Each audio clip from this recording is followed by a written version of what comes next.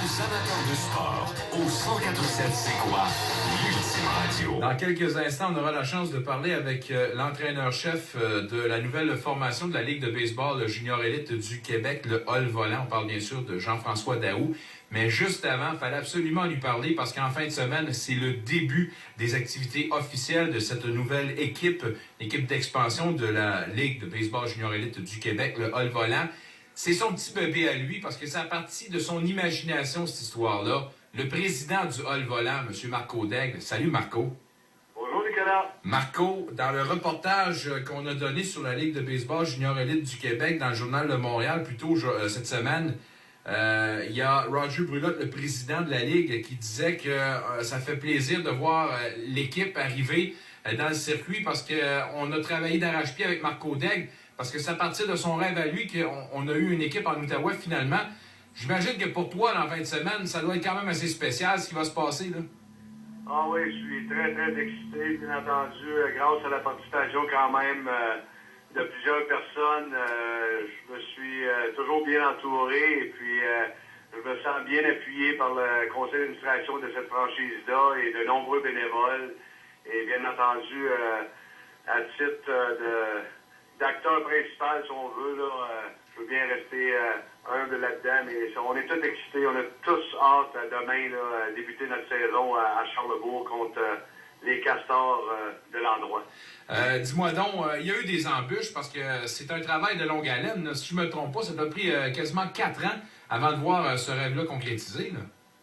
Ouais, bien entendu, ça fait longtemps que je patauge dans le baseball dans la région de l'Outaouais, alors c'est sûr que j'avais en tête ce rêve-là, mais c'est sûr qu'il y a toujours des embûches. C'est rien de facile, et puis on a travaillé fort, mais grâce à la collaboration, entre autres du Hall Volant, les produits Kruger, un citoyen corporatif hors pair, dont je suis employé là depuis 10 ans, bien, n'ont pas hésité à embarquer dans cette aventure-là. Il y a quand même de nombreux commanditaires, les députés de la région qui appuient le projet, Tourisme Outaouais, bien entendu la ville de Gatineau, Marc Sport est également là. Alors, c'est un travail d'équipe. Je pense que c'est important de prendre soin de nos jeunes de 18 à 22 ans. On veut en faire des bons citoyens et peut-être il y en aura de ceux-là qui profiteront du fait qu'ils iront jouer à un niveau supérieur au baseball dans le futur. C'est le temps qu'on garde nos boys à la maison pour pouvoir justement profiter de leur talent au baseball, rien de moins. Écoute, il y a des nouvelles formules,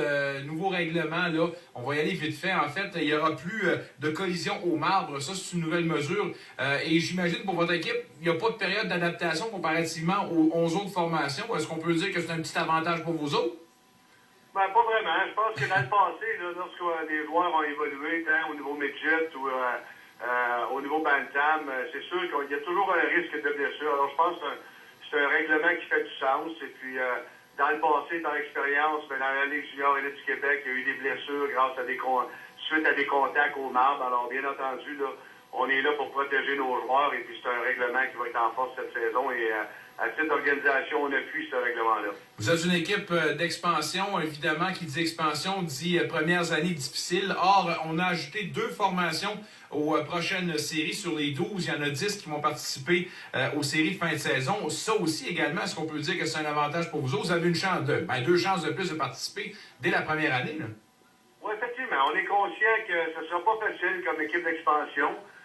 Les joueurs savent dans quoi ils s'embarquent. C'est sûr que c'est quand même tout nouveau, mais lorsqu'on regarde dans le baseball mineur, les années antérieures, les équipes de l'Outaouais sont toujours bien formées en province. Donc, on pense que la population va encourager les joueurs, les amis, la famille. Alors, bien entendu, là, avec l'ajout de 2 équipes pour les séries éliminatoires, ben, c'est une chance pour les joueurs de continuer leur saison un peu plus loin et puis de se faire montrer devant de nombreux éclaireurs qui viendront au match durant la saison. Et on espère que les éclaireurs, mais également les gens iront en grand nombre au Parc Sans-Cartier. Ça débute la fin de semaine prochaine pour vous autres à la maison. Mais sur la route en fin de semaine, Marco Daigle, félicitations pour cette belle histoire qui se concrétise en fin de semaine. Bonne chance au Hall Volant, puis on se reparle très bientôt.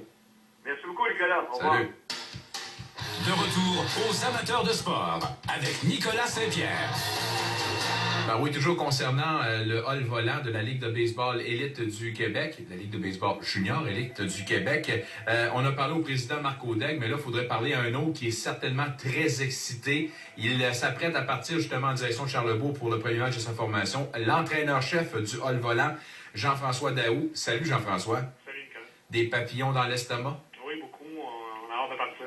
J'imagine, mais là, c'est une belle aventure qui débute. Vous affrontez Charlebourg dans un programme double. Ensuite de ça, dimanche, on prend pas de répit parce qu'on affronte Laval, un autre programme double. Puis après ça, mardi contre Saint-Eustache. Bref, vous commencez un calendrier assez chargé sur la route avant de débuter à la maison. Assez chargé, merci. En effet, on en joue 5 en 4 jours. Puis, ça va être dur sur les lanceurs, mais on est prêt à affronter ça. Puis, on va être content d'en revenir à la maison pour le match le 19. Et ça, c'est une situation particulière pour la formation de l'Outaouais, puisqu'on vous fait jouer plusieurs matchs doubles. Exactement. Cette saison, c'est nous autres, l'équipe de l'Outaouais, qui a le plus de matchs en programme double cette année. Nous autres, on se comparait beaucoup à l'équipe de Jonquière au Saguenay. Puis, dans cet état-là, on pensait avoir le même genre de cédule, mais c'est aucunement le cas. On a beaucoup de programmes doubles, donc c'est un peu une problématique un peu pour notre équipe de lanceurs, notre pitching staff qu'on appelle. Disons, vous êtes les nouveaux venus, donc on n'a pas nécessairement beaucoup d'espace de négociation.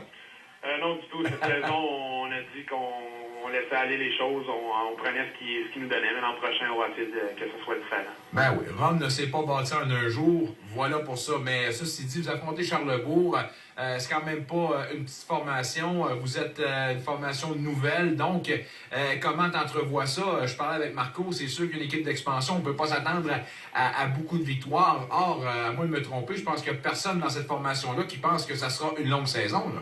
Il n'y a personne qui pense que ça va être facile. Tout le monde est conscient, mais le groupe est les gars sont bien anxieux d'embarquer sur le terrain, puis croient beaucoup aux joueurs qui ont fait l'équipe cette année. Donc, le groupe de 18 a très, très hâte d'entreprendre cette saison-là, puis de possiblement surprendre bien les gens dans cette ligue-là. Tu parlais de ta rotation de lanceurs avec les programmes, le calendrier qu'on vous impose. Ça sera une problématique. Est-ce que dans ta préparation de la saison, tu as travaillé en ce sens? C'est sûr qu'au niveau de la formation, on savait qu'on jouait beaucoup de programmes doubles. On avait connu la cédule avant, donc pour la composition du groupe de lanceurs, on savait qu'on avait besoin de beaucoup de bras.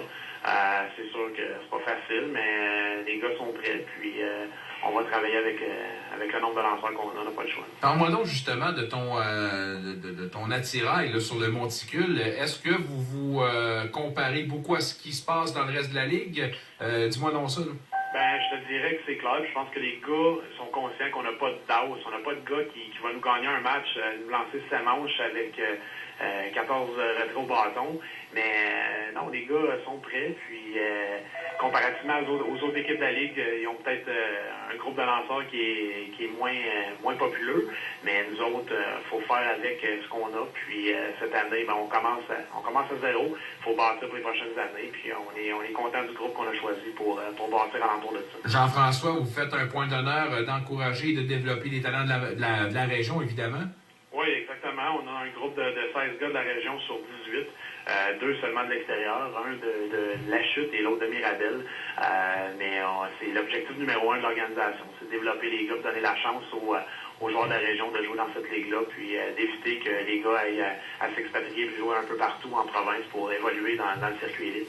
J'ai posé la question à Marc Audaigle tout à l'heure, je te la pose également. M. Brulotte, le président de la Ligue, qui apportait justement, qui mettait à jour les nouveaux règlements, entre autres les collisions au marbre qui n'existeront plus dans sa Ligue à compter de maintenant. Et je me disais que, étant la 12e formation, est-ce que ça, la période d'adaptation qu'on a nommée cette semaine, est-ce que ça, pour vous, ça revêt un genre de petit avantage pour vous autres? Peut-être un peu. Les gars sont habitués à autre chose, mais je pense que pour la Ligue, de un, c'est une bonne chose. Ça évite les blessures pour absolument rien. Les gars ne veulent pas là, à 20, 21, 22 ans. Les gars ont tous des jobs, ils travaillent tous le lendemain, un peu comme un circuit senior, dans le fond. Donc, moi, je pense que pour cette chose-là, c'est bien pour la Ligue. De deux, un avantage, on verra, parce qu'il va y avoir des points attribués si le receveur bloque le marbre. Je pense pas qu'on a un avantage, parce que, anyway, on n'a pas d'expérience là-dedans. Mais je pense que pour les autres équipes, ça va être une adaptation, c'est certain. Le Hall volant de Gatineau, nouvelle formation, la 12e dans la Ligue de baseball élite du Québec qui débute ses activités ce samedi à Charlebourg dès 14h, programme double. Les Castors, leur petit nom, mais le Hall volant, un nom définitivement à retenir. Jean-François Daou, bonne chance à ta formation. On te lève notre chapeau, on te souhaite bonne saison et on vous attend pour la semaine prochaine pour votre début de calendrier à la maison. Exactement, merci beaucoup Nicolas. Puis juste dire que les gars sont prêts à partir, ils ont hâte, puis on a déjà hâte de participer au match inaugural le 19 mai à Gatineau. Amenez-nous des victoires. Salut! Merci beaucoup, salut. Bonne chance, oui, définitivement à la troupe de Jean-François Daou, le Hall volant. Go, boys, go! On a bien hâte de voir votre match inaugural à la maison.